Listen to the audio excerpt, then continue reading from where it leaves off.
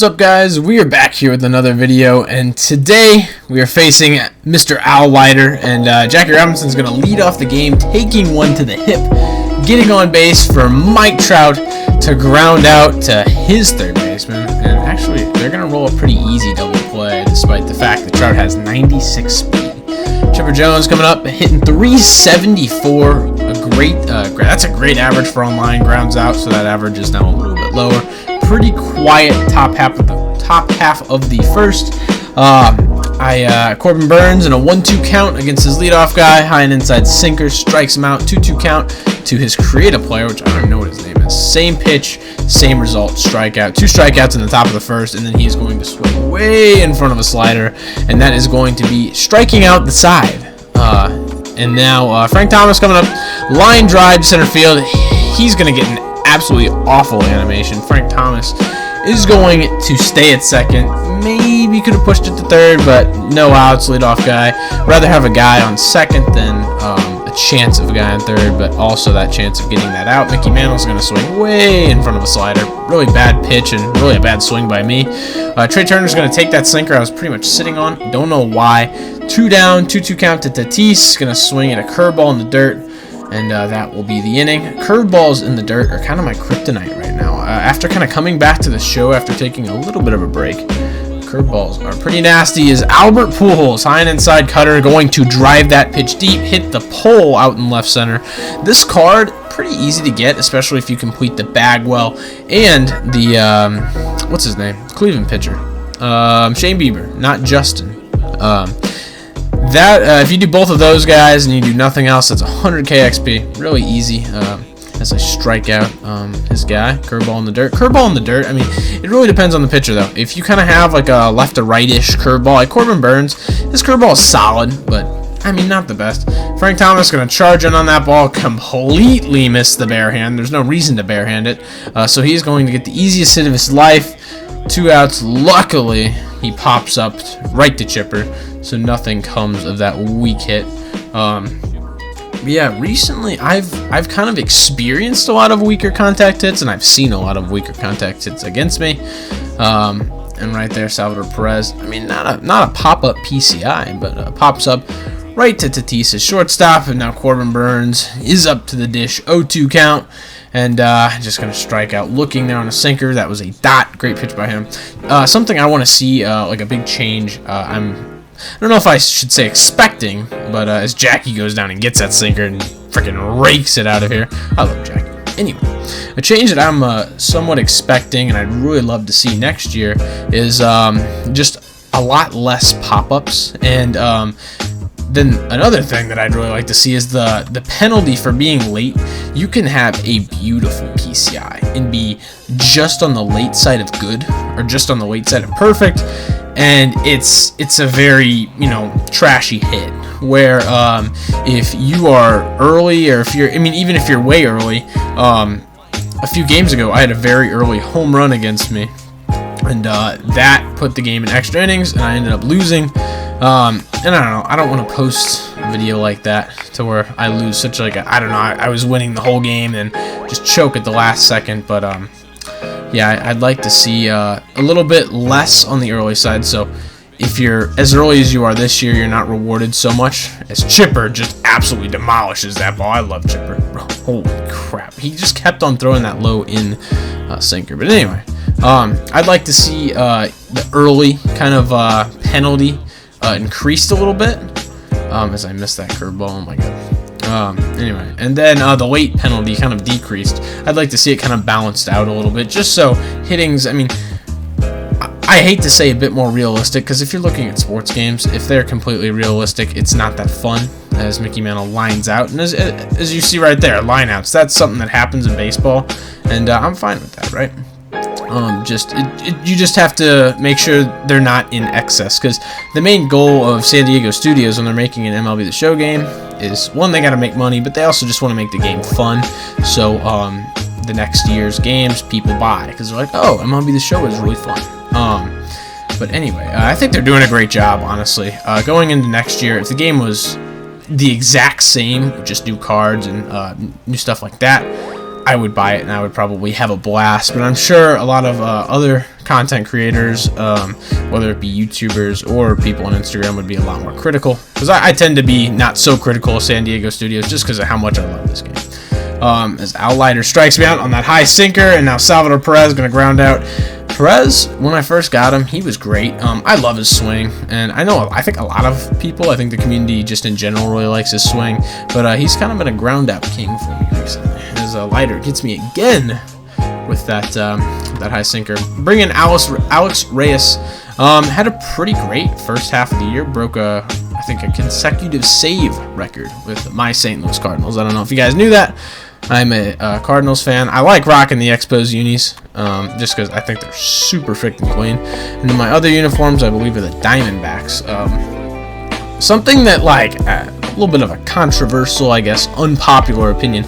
I wish you couldn't wear the jerseys like I do, because, like, I don't know, it's just so easy. And I feel like it's not as cool when everybody isn't making their own jerseys, right? Like when people are just wearing kind of jerseys that are, like you can unlock. I mean, they're all the same, really. You see jerseys over and over and over again. Where last year, every single person on Diamond Dynasty had their own uniforms. I mean, 99% of the people you played, they had custom uniforms, and I don't know, I've always thought custom uniforms were cool. Also, predictions. I've heard a lot of people starting to kind of think about predictions for the National League, American League, and the whole MLB reward next year. And I really am surprised that I have not heard too much about Jeter as I get him on that high sinker.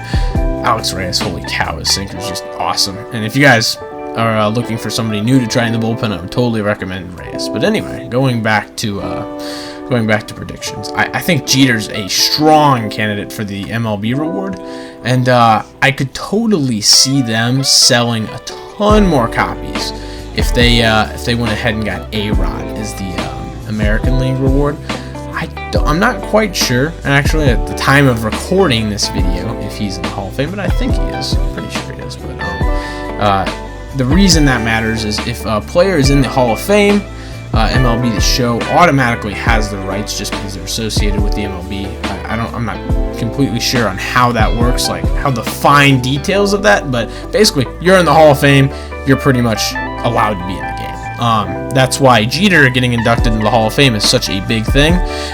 You saw Larry Walker got inducted with him, but he was already in the game, so you ask, how did that work? So San Diego Studios will reach out to individual players, I'm assuming, and ask, hey, do you want to be in the game? Which I'm sure a large majority of them are like, yeah, sure, like, why not? As Perez, I'm talking about his power a little bit earlier. Holy cow, it's an absolute nuke.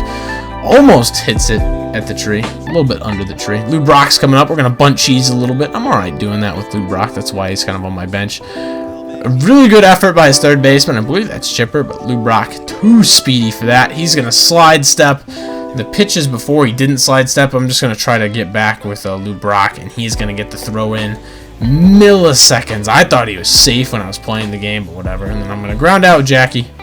The thing about this year that was pretty cool was right away, there was like, every year there's going to be an MLB collection reward, right? That was Chipper. And every year there's going to be an American and National League. So those are always something to go for. But in previous years, it was like there was just not as many things to go for as he just hits an absolute nuke with the right field foul pole. Kenley Jansen, not so hot, coming right in. But yeah, I'm super excited. I was super excited to see Jackie, right? Just a whole different thing to grind for. As I'm going to throw a few cutters to Buster Posey. He's going to put on a pretty good take. 3-1. Throw a changeup. He's going to hit one dead center. That is a absolute nuke by him. I can't complain about that. I mean, that was just like killed. Jorge Polanco going to throw a sinker, and he's going to have take of the year right there. That was a really good take. He got pretty lucky with the check swing, just because check swings are all luck this year. And then he's going to take the yard. That is back to back to back. So I am choking right now. He is now up by 1, and I'm kind of panicking here. I'm like, uh-oh. Like, I was up 3-1 before this inning, and I just gave up back to back to back. Now you're down 1-0. Got to bring in Gossage. to get the first out of the inning. TREA is going to show off the speed in center field. Gossage has been really reliable for me all year. And I don't know, I love Gossage cards. That slurve you see right there, getting that strikeout, just freaking nasty. He's create a player, 0 for 3, going to be 0 for 4 as Tatis fields this ball and throws a pick to Jason Giambi over there, because I brought him in just to get that lefty bat. Chipper Jones going to get that changeup inside, almost perfect timing, going to hit off the top of the wall. I said, screw it, let's go for 3. Probably not smart, but he gets in there standing pretty easy. 0-2 to Jason Giambi as Chipper's on third base. He's going to strike out on a cutter inside. It would have been great if I could have grounded that out to get him in. I'm just going to bunt a little bit with Mickey Mantle. Beautiful bunt and misplayed by his second baseman. I score that run to tie the game up, and now Mickey Mantle, a speed threat, is on first base. Not really a steal threat, though. Trey Turner, though, is going to get to a cutter in on the hands, and we are going to go first to third with Mickey Mantle. A little bit close, and Trey Turner is going to cruise into second with that 99 speed. Tatis coming up to the plate, going to swing at a stupid pitch in the dirt. I mean, just pitiful at bat. Salvador Perez going to get down, get the PCI down, changeup, ground ball through the middle. That is going to score 2, and he is going to LeBron flop in center field. I don't know what was happening out there. I don't know if that was like, I don't know. I don't even know how to do that if I tried. So going up 2 in the last inning. I believe that was Pujols, if I'm not mistaken, grounding out to Tatis. Harper coming up to the plate. This card is really good for just giving him out for free. But I'm going to strike him out. Not that good, right? Low outside cutter. And then we are going to get the ground ball to end out the game. A little bit of a comeback there after I choked the lead. And we are going to watch Jason Giambi like trot across the field. Everybody else is just going to kind of chill, stay there. Jason Giambi is going to stare down their coach, looking at the hot girls in the crowd.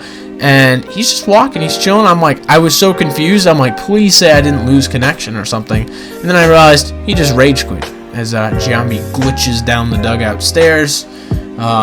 We are going to get that W. Anyway, thank you so much for watching. I appreciate each and every one of you. Hopefully this channel keeps growing. I'll keep on pushing out videos. Anyway, thank you guys for watching. Stay safe and peace.